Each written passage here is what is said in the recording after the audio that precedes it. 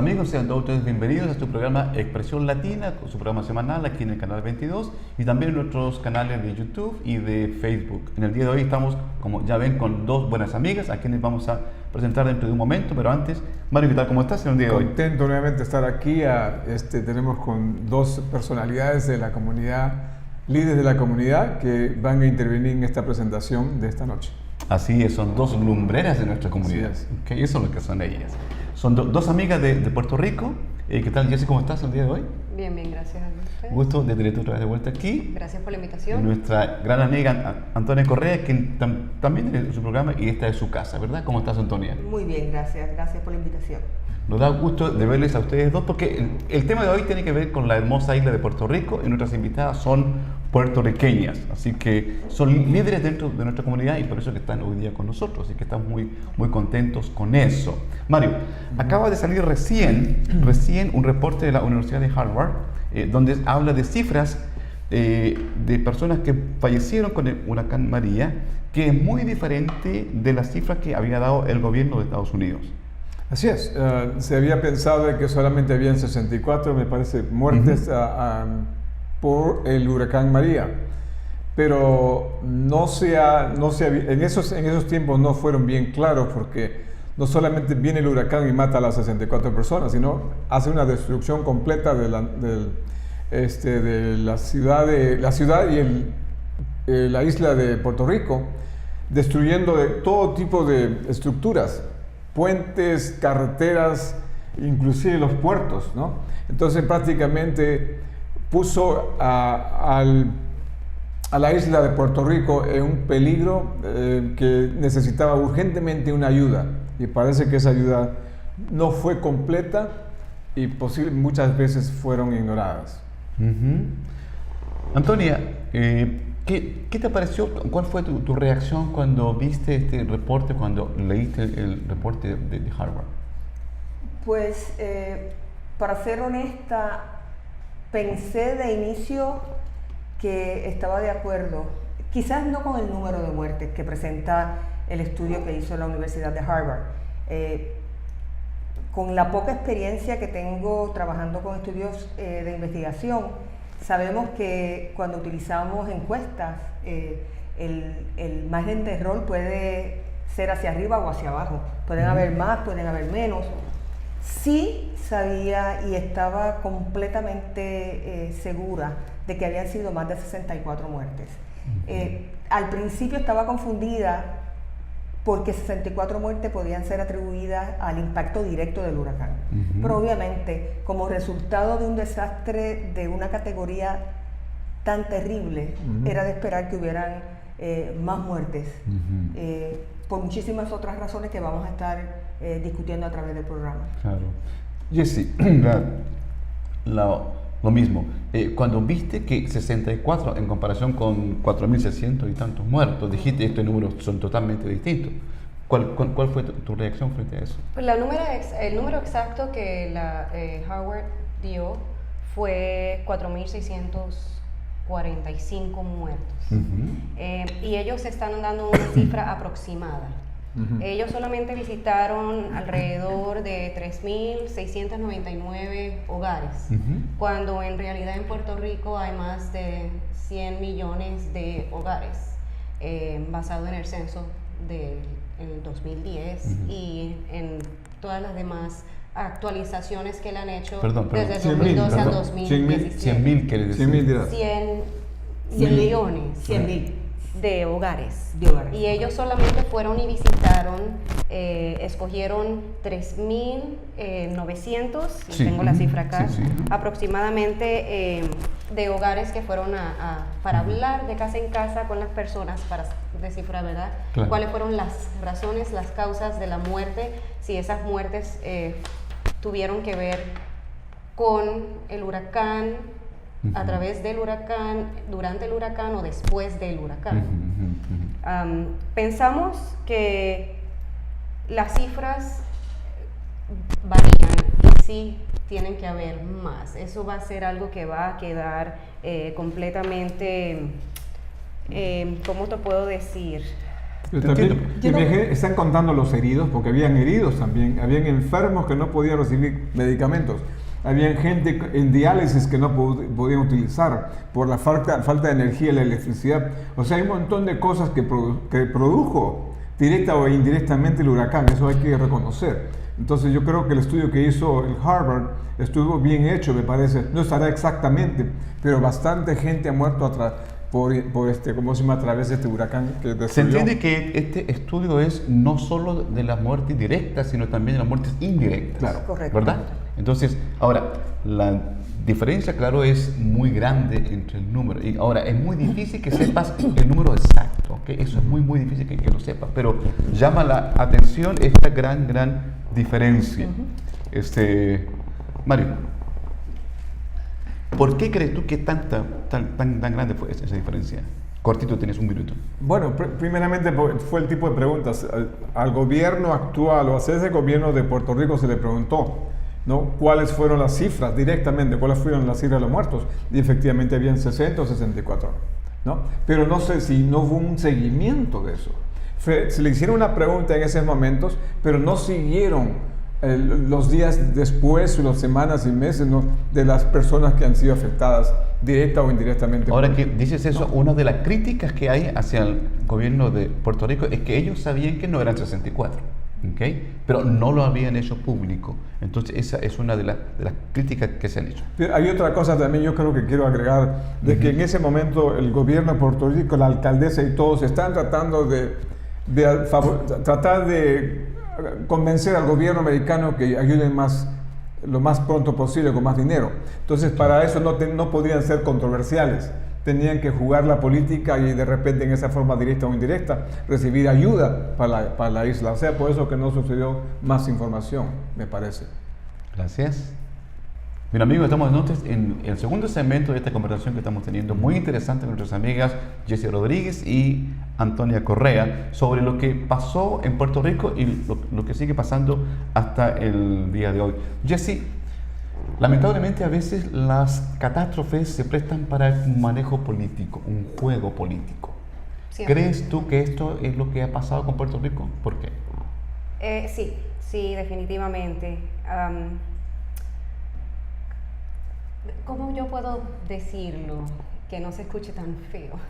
Pues dilo simplemente. Usted dígalo y ahí lo vamos a usar. Nosotros lo adornamos.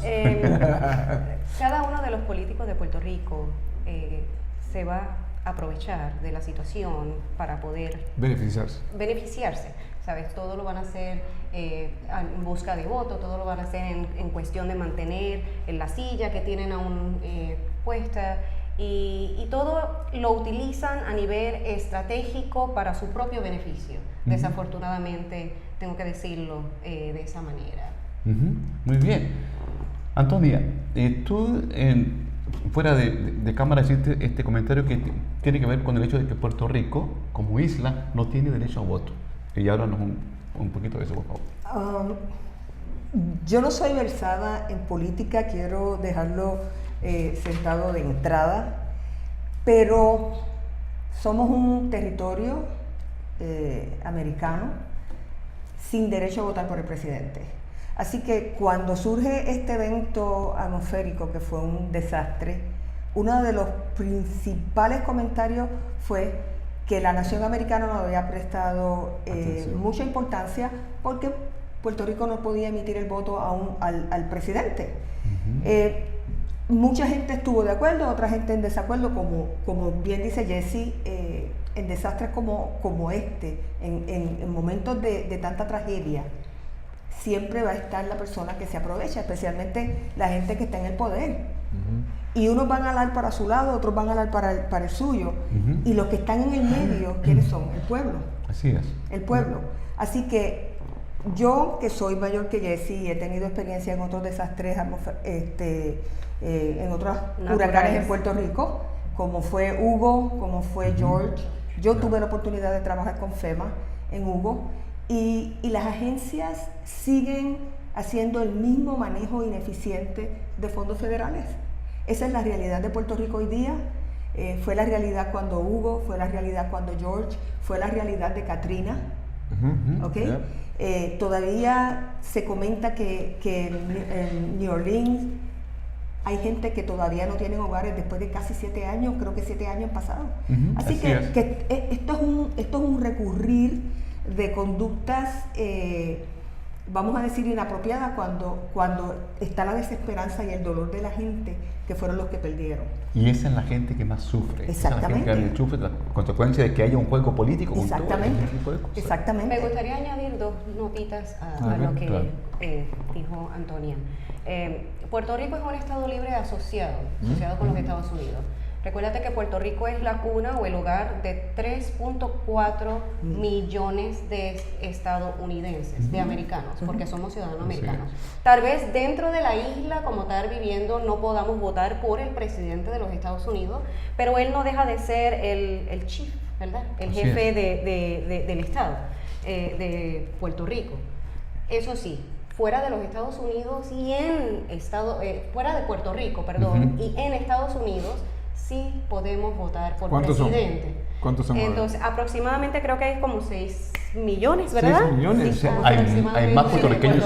Sí, hay más puertorriqueños que en la isla. Es correcto. Pero, como tú dices, tú eres político, ¿no? Tienes 6 millones de puertorriqueños en Estados Unidos que pueden votar y 3 millones y medio en la isla que no votan. Entonces viene el señor Trump y tiene 2 formas de pensar. Estos responden estratégicamente, políticamente, no responden lo que es necesario, sino qué es lo que le va a favorecer en el futuro.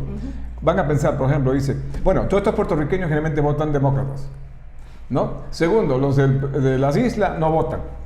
Entonces, ¿cuál es el problema? Si yo me pongo un poquito en contra de ayudarlos demasiado, excitantemente, los 47 o 37% de la gente que apoya, bastante apoya a Trump, que ya saben quiénes son, la derecha, ultraderecha, van a decir, mejor saque, tranquilo, no me meto demasiado porque políticamente voy a sufrir con ellos.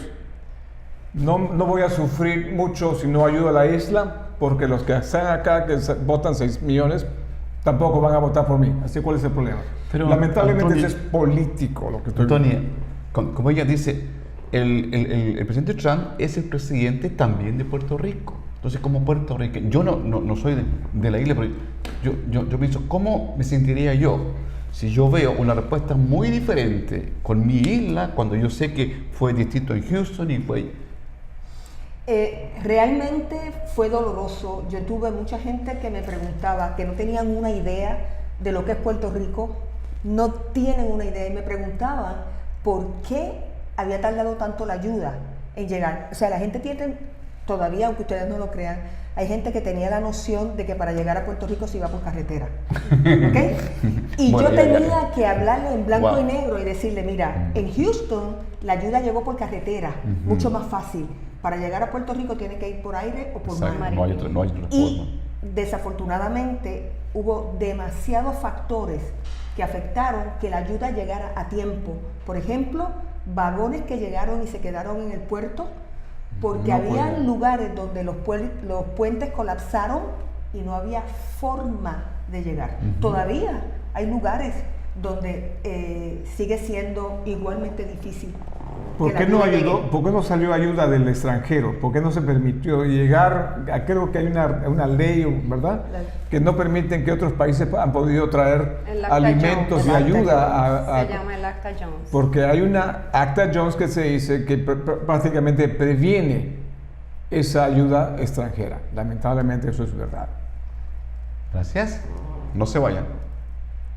Bien, amigos, seguimos entonces con la conversación muy amena con nuestras amigas Jessy Rodríguez y Antonia Correa, hablando acerca de la situación que pasa en Puerto Rico, y todo esto viene a raíz del nuevo reporte. Pero ahora vamos a hablar acerca de qué es lo que está pasando en este instante en la isla, Jessy. ¿Qué está sucediendo en este momento, después de 8 meses en Puerto Rico?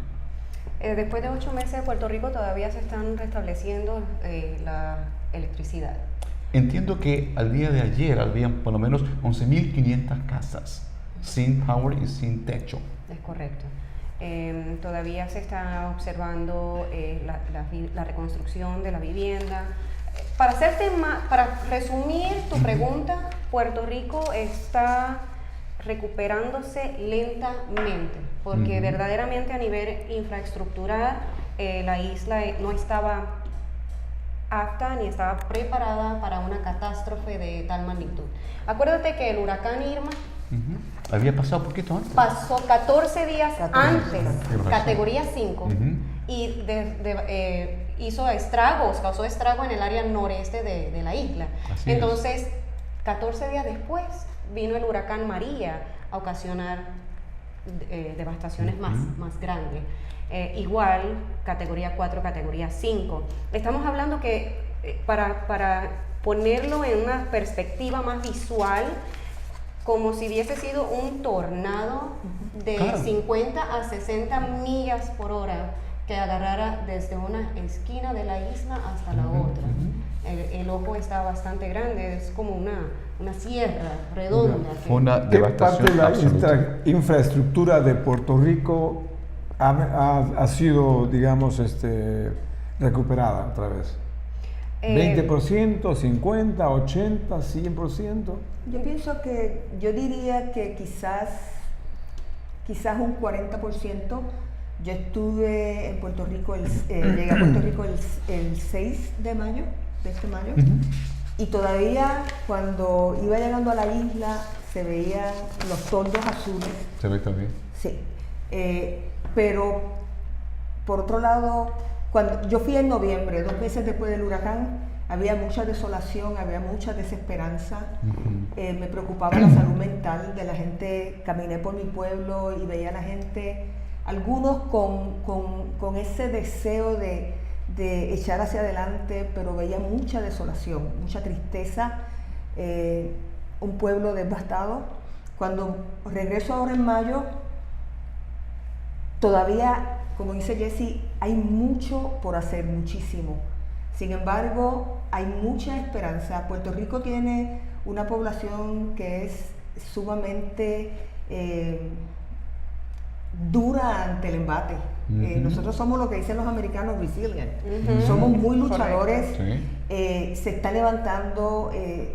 Tú ves oyes la música, la gente está tratando de salir adelante, restableciendo negocios. Hay mucho todavía por hacer. Está renaciendo el espíritu puertorriqueño, la esencia de la gente puertorriqueña. Sí, ¿Qué cantidad de puertorriqueños salieron de la isla por este problema? Se contaban, hace unos meses atrás se contaban más de 200,000 puertorriqueños que salieron. Muchos se ubicaron en la Florida, Nueva York, hubo ciudades en los estados, hubo estados en los Estados Unidos que abrieron sus puertas para recibir los puertorriqueños. Escuelas que decidieron hacer programas especiales para sus estudiantes, universidades que abrieron para estudiantes de la Universidad de Puerto Rico, de la Universidad Interamericana. Aquí a Omaha llegaron también, de familia, ¿verdad? Sí. Un grupo de puertorriqueños que se reunió, lograron traer varias familias puertorriqueñas también. Y no sé la cantidad exacta de familias que pudieron traer a Omaha, pero sí fueron varias. O sea que al final, pues un 40% de Puerto Rico se está recuperando. Y no, hay mucho que hacer en Puerto Rico, obviamente. Ahora, el siguiente tema que vamos a hablar, ¿me parece ahora o esperamos? Yo quería hacerle una pregunta a ella, y es, ¿cómo les afectó a estos familiares en Puerto Rico? ¿Cómo les afectó a ellos? Primero tú y después Antonia. A mí, mi hermano murió el día 5 de octubre, un mes después del huracán. ¿Tú crees que tuvo que ver con el huracán? ¿O no sabes? Mi corazón me dice que sí, la autopsia que le hicieron también, aunque hubieron unos conflictos ahí en algún momento dado, pero no me lo va a traer de regreso el resultado. No sabíamos eso. Sí, lo siento. Pudo haber sido a consecuencias de el huracán. Era boxeador también, entonces él estuvo bien involucrado en todo esto de tratar de ayudar a la misma comunidad de Puerto Rico, estando dentro de Puerto Rico, para ayudar a las personas que estaban sin agua, ¿Se han recuperado? ¿Tus familiares ahora tienen los Todavía se están servicios? recuperando, se están recuperando. ¿Y tú, Antonia, en el caso tuyo?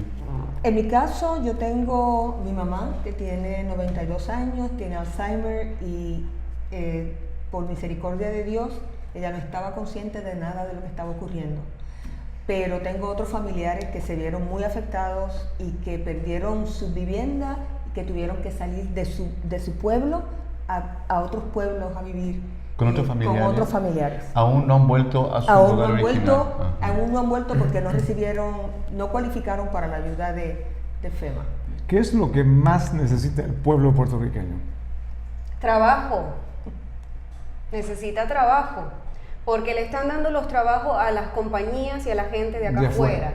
Entonces, ¿cómo van a recuperarse? ¿Cómo van a reconstruir sus hogares? ¿Cómo van a arreglar sus viviendas? ¿Y cómo se van a ayudar entre ellos si no tienen trabajo? Esa ayuda tiene que ir principalmente a la gente de Puerto Rico que no está empleada y que ellos ayuden ellos mismos a reconstruir, claro, ¿verdad?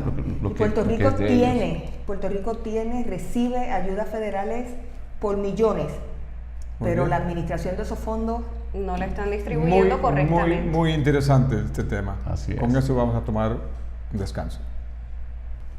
Bien amigos, hemos llegado entonces a nuestro último segmento del día de hoy, nuestro programa Expresión Latina. Es un programa semanal donde hablamos siempre de temas que nos interesan a todos como comunidad, y hoy día con este tema tan importante que tiene que ver con la hermosa isla del encanto, la isla de Puerto Rico, con nuestras dos buenas amigas, que yo creo que sería bueno que vengan más seguido, ¿no piensas? Yo creo que sí. Ha sido una excelente aporte para nosotros como programa. Gracias por lo que nos toca. Mira la cantidad de personas que van a ver este programa, gracias a ustedes. Quedan contratadas. Nuestro último tema, Mario. Bueno, el tema que hemos escogido como último tema de esta noche, ¿estará Puerto Rico listo para la siguiente temporada de huracán? O sea, ¿están listos? ¿El gobierno americano está listo para ayudar a Puerto Rico como debe hacerlo? ¿Haber aprendido algo de la experiencia anterior? Ese sería el tema de hoy. Con eso comenzamos. Sí. Pensar que Puerto Rico está listo, preparado sería un gran error.